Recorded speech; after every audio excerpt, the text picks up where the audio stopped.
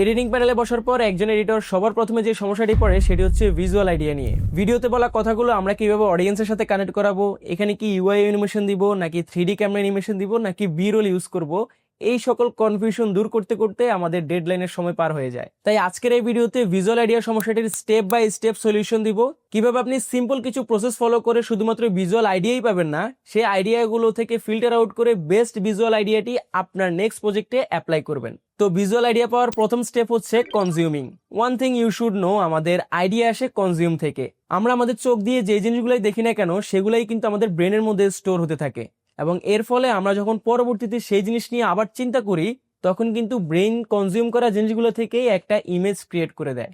এখন প্রশ্ন হচ্ছে কনজিউম করার প্রসেস কি, আমরা কিভাবে আমাদের ব্রেনের মধ্যে আইডিয়াগুলো স্টোর করে রাখতে পারি। সবার প্রথমে আসি ইউটিউব কন্টেন্ট কনজিউমিং। আমরা কিন্তু প্রতিদিন ইউটিউবে অনেক ধরনের ভিডিও দেখি, নাটক, ফানি ভিডিও, অন্যান্য অনেক জিনিস, কিন্তু এগুলো আমাদের ব্রেনে আসলে ক্রিয়েটিভ কিছু অ্যাড করে না। সো আপনাকে কনজিউম করতে হবে আপনি যেই নিশ নিয়ে কাজ করেন সেই জনরার ভিডিও।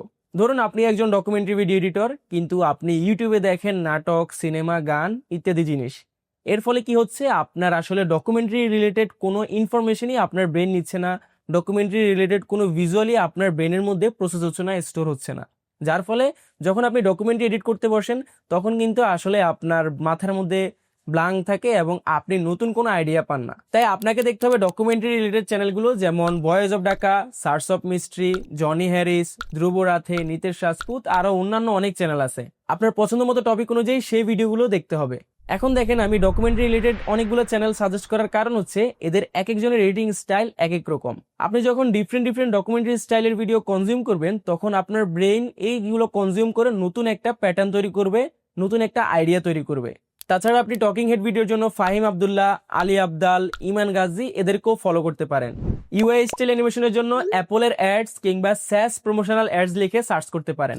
ট্রাভেল ব্লগের জন্য নাদির অন্দাগো, রুই চ্যানেট, এভাবে আপনার নিশ অনুযায়ী ডিফারেন্ট চ্যানেলগুলো ফলো করতে পারেন। এর ফলে যেটা হবে সেটা হচ্ছে আপনার এডিটিং টেস্ট বিল্ড আপ হবে। তারপর হচ্ছে ইনস্টাগ্রাম। ভিডিও এডিটিং কনজিউমের জন্য ইনস্টাগ্রাম একটা গোল্ড মাইন।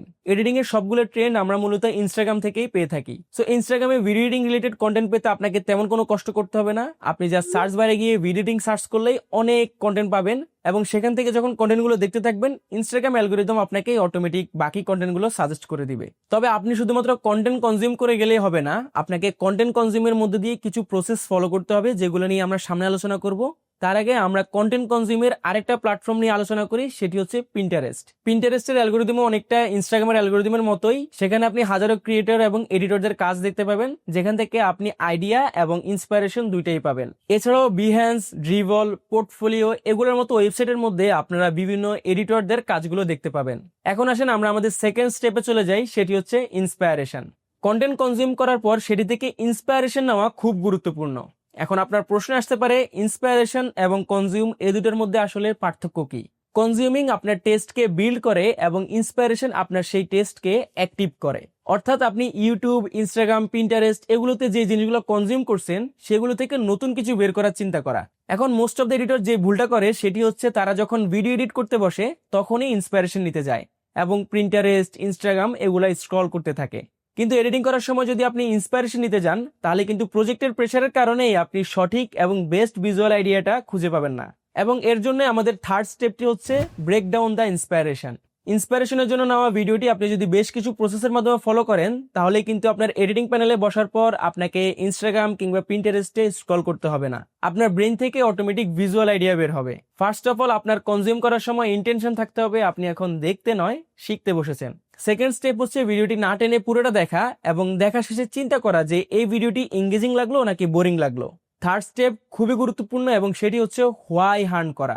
এই পার্টে কেন কাট করা হলো, এখানে জুম কেন দিল, মিউজিকের ভলিউম কেন কমলো, অডিওর পেসিং কেন চেঞ্জ হলো, টেক্সটের মধ্যে কোন কালার প্যালেট চুজ করলো, অ্যানিমেশনের কালার টোন কেমন ছিল, এখানে কি কি ইফেক্ট ইউজ করেছে ইত্যাদি সকল ছোট ছোট বিষয় আপনাকে নোট করতে হবে।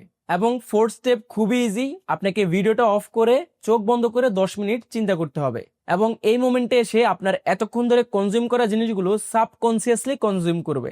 এই স্টেপগুলো যদি আপনি রেগুলার ফলো করেন তাহলে একটা সময় পর দেখবেন আপনি যে ভিডিওগুলো রেগুলার কনজিউম করতেছেন সেগুলো ডিফারেন্ট অ্যানিমেশন আইডিয়া আপনার মাথায় ঘুরবে এবং সাবকনসিয়াসলি আপনার মাইন্ড থেকে ভিজুয়াল আইডিয়া আসা শুরু করবে। সো এই ছিল আজকের ভিডিও।